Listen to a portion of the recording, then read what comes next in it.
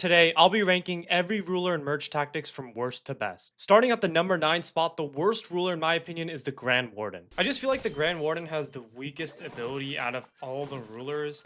I think his shield's pretty RNG too, because you get a different shield every game. And he's just honestly weak. I don't think there's really a point in using the Grand Warden over like a Sage or something, or just like a Loon, just a ruler that's way more consistent. I feel like this guy can be terrible at times, so I just don't really think it's worth using him. His ruler quest also seems pretty hard to do, I guess moderately difficult. So just a combination of his ability just being kind of weak, inconsistent, and the ruler quest doesn't even favor him too well. So that's why he's a worst ruler in my opinion. All right, not much more to be said about the Grand Warden. So coming in at the number 8 spot is the Battle Machine. Yeah, I mean, this one's pretty self-explanatory. The Battle Machine, like, he just has a building cap for some, or he has a troop cap for some reason, a limit. So you're starting out with, a max capacity of less than one troop, or one troop less than everyone else, which sucks already.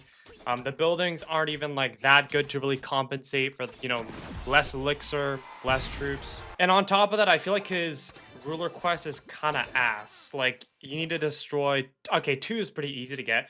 But I feel like, this might be a hot take, but I feel like even 8, killing 8 troops with buildings is kind of hard. If they had made his ruler quest a lot better and maybe easier, then I think, yeah, the story would definitely change, but it's not very good. All right, next up on the list, this is going to be an extremely hot take, but we have the King. All right, so apparently, guys, the King was dominating the arena. So they had to go ahead and nerf him and give him 2 less HP, which is really also, what does this do? Tau troop loses HP. Oh, no. We don't want to do that. Okay.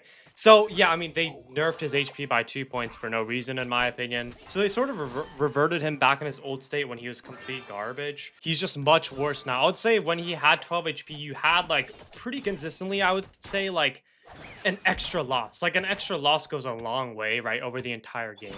So that just shows, like, how big of a difference it is. Also, his ruler quest just sucks, in my opinion.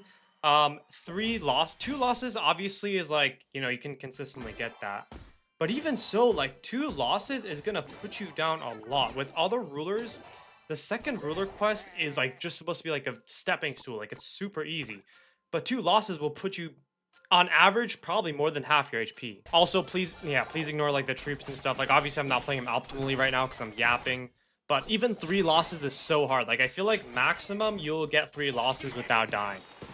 And 4 losses is straight up impossible. In my opinion, the King has the hardest quest 3. So I'm not going to drag it on. King, huge nerf, plus bad ruler quest equals King is bad. All right, next up in 6th, rising up the spots, is the Dagger Duchess. All right, so the thing that really got me, what's the saying? Like, got me sold? I don't know what the saying is. The thing that really, like, hooked me onto the Dagger Duchess is that her ruler quests are actually pretty decent. Like, win 1 round in less than 8 seconds. That's free. Like, that's free. Like, you cannot... Like, I'm gonna get that right here very easily. Boom. Already done. 2 rounds. So easy. 4 rounds. Not easy, but, like, it's doable for sure. So, I honestly think the Dagger Duchess has one of the easiest ruler quests. And I'm also pretty sure she recently got buffed as well. I'm not exactly sure what that buff was. But, I mean, look at this. Are we gonna get it again? We got it again. Like, we already did the second ruler quest. Honestly, maybe I should even put the Dagger Duchess higher on the list. I might even get this one here. Yes, I know I'm at like 700 trophies right now. But the Dagger Duchess, like, regardless of elo rank, I guess, in my opinion, like, you'll still be able to farm the early games. Because, like, the early game, people just get crap stuff. You can't really do anything about that. So you'll snowball early because you get your ruler quest done early, and you also get the dagger early on. So I feel like the Dagger Duchess is like low-key the new Loon because I think it'll dominate early game. Late game, obviously the Empress can beat it out, but early game, it is very good. All right, next up in 5th place is the Echo Sage. Yes, like, thank God it dropped because I'm pretty sure it was actually super good last season. Now, the Echo Sage did get a pretty sizable nerf last season. I think it was like minus 14% HP growth, which, does pack quite a large punch. But let's take a look at its ruler quest as well. Knock out 2 troops. Like, that's doable. Like, that's easy. But, it's not like, oh, win 1 round in 8 seconds. Easy. You know what I mean? So, like, because some rounds you're just not going to get a kill. Like, in the first round I did there. So it's like, it's easy, but it's not, like, free. I say that and we just get it in 1 round. Okay, that kind of goes against my point. But it's not the easiest. And the other two ones also aren't very easy. Like 6 troops. 6 troops is actually okay. 18 though. Like 18 is like very hard for sure. We're against Furia. I don't know what that. I don't know how to pronounce the name. It's like the Valorant team Furia.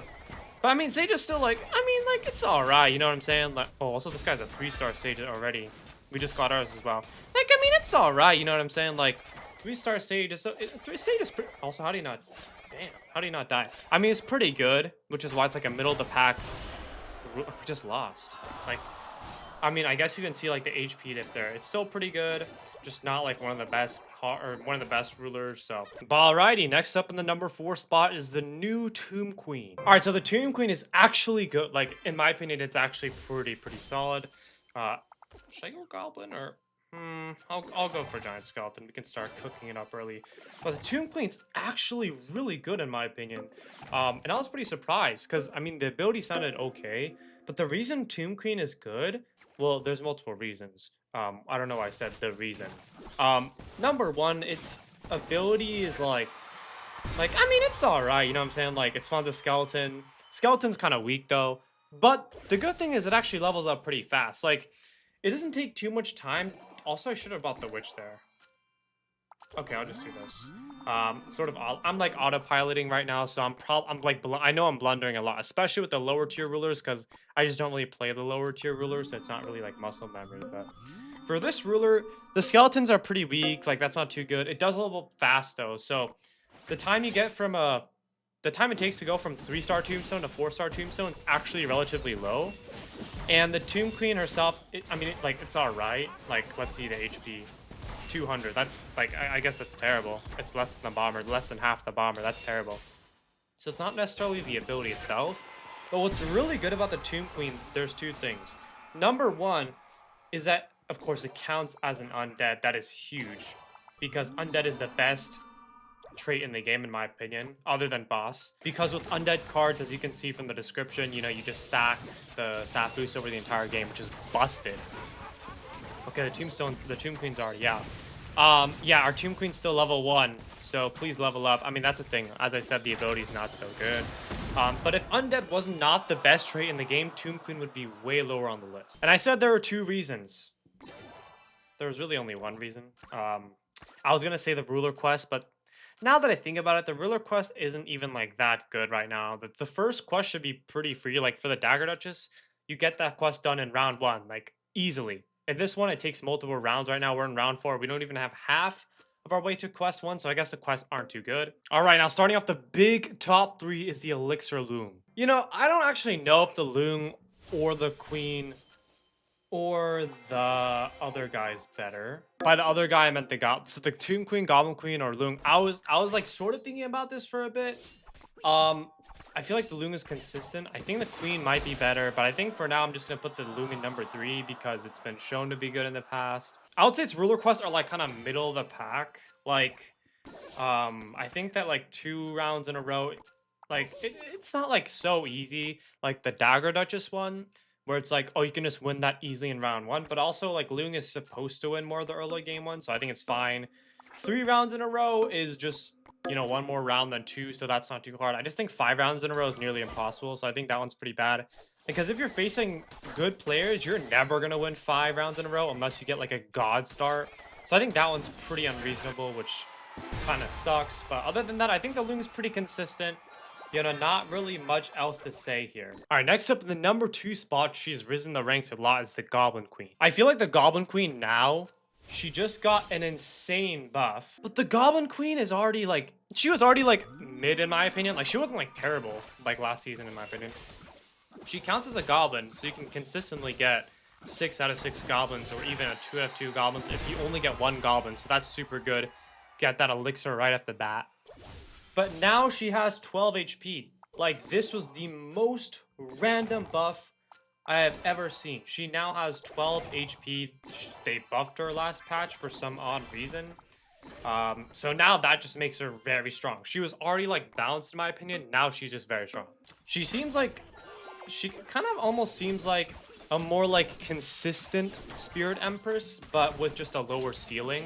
Because you get guaranteed elixir, basically. But obviously, like, the Empress has more you know, potential to generate an elixir. Also, we got a goblin machine, that is, or a goblin cage, excuse me. We can get 6 out of 6 goblins easily next round.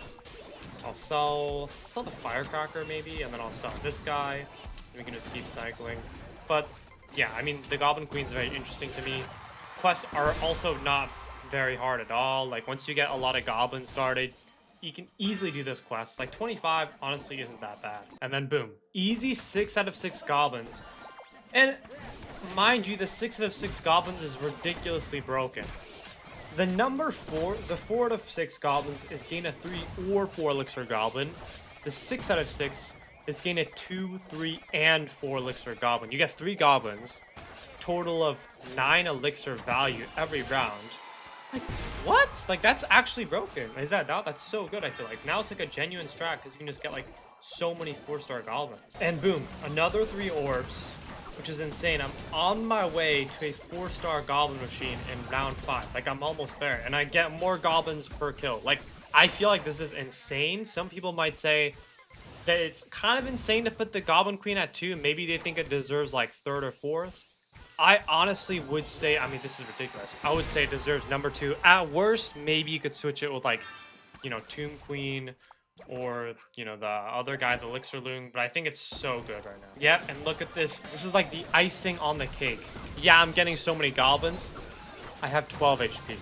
Like, this is ridiculous. There's 4 goblins on my board. I just got a 4-star goblin machine. My team is just bending. Okay, I can't say that. And you know what? I'm going to play this entire game out. I want to see him try to beat me.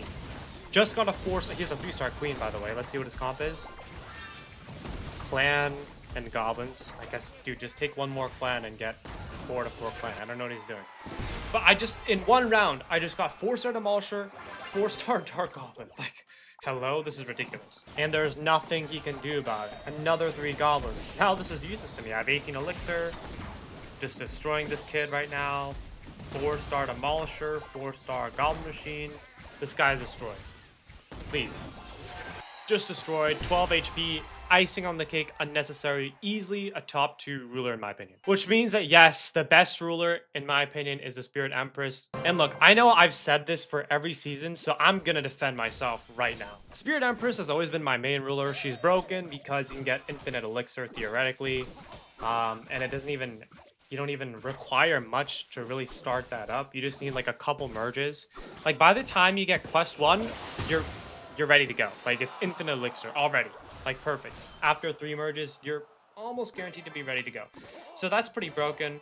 Boom, 1 merge there. We have double goblins, so even if I don't get a merge here, I get a merge next round. So the Spirit Empress is basically the Goblin Queen, but on steroids when you take the max capacity. Though I will admit, the Goblin Queen is probably more consistent because in terms of getting elixir, like she will always get elixir. But the Empress over time will get more elixir because it's infinite. Oh, and you can more easily just build any comp you want. Like in this case, I'll just go full perfect. I'm gonna go full noble to demonstrate because I just got a royal giant, which works out perfectly for me. And actually, I want to put that on my prince. Like the flexibility here is just ridiculous. You get infinite elixir. The ruler quests also aren't very hard. Like you can easily do the 3rd one by like round 5, pretty much. Every game, if you just like sweat your hands, like go fast as fast, obviously, you know, you're not always going to want to sweat your cheeks off, right? But I'm just saying, like, theoretically, yeah, you can definitely do that. But I'm just gonna, you know, I'm just gonna fast forward. I'm gonna play this game out, but I'm gonna fast forward to like the end of the game. Because, like, you know, if you want to see like Empress gameplay, you can just watch like literally any of my other videos. Alright, no, this is us up against a Goblin Queen. Goblin Queen's good, number 2 ruler, as I said, but he has a lot of 3 stars already, round 5. But we can just still destroy him. Because we can get infinite elixir and we can catch all that up in just a few rounds. I mean, I should have put the ranger crossbow on the princess. Also, this guy has assassin blade. I just totally blanked out about that. That should be fine though, in our case, because we have like all max levels and a max level boss troop. So I think we can even come back from this. To be fair, I mean, this is actually kind of close. I think if he gets a kill, that could be problematic. But our P.E.K.K.A is the last alive. He has 1 HP. How much HP does this guy? He's 11,000. I mean, this is free. I mean, this game is a lot of RNG now, but still, Empress is definitely number 1, even over the long run. So if you guys agree or disagree, let me know in the comments what you guys think. Make sure to like, sub, and do all that, and I'll see you guys in the next video. Peace out.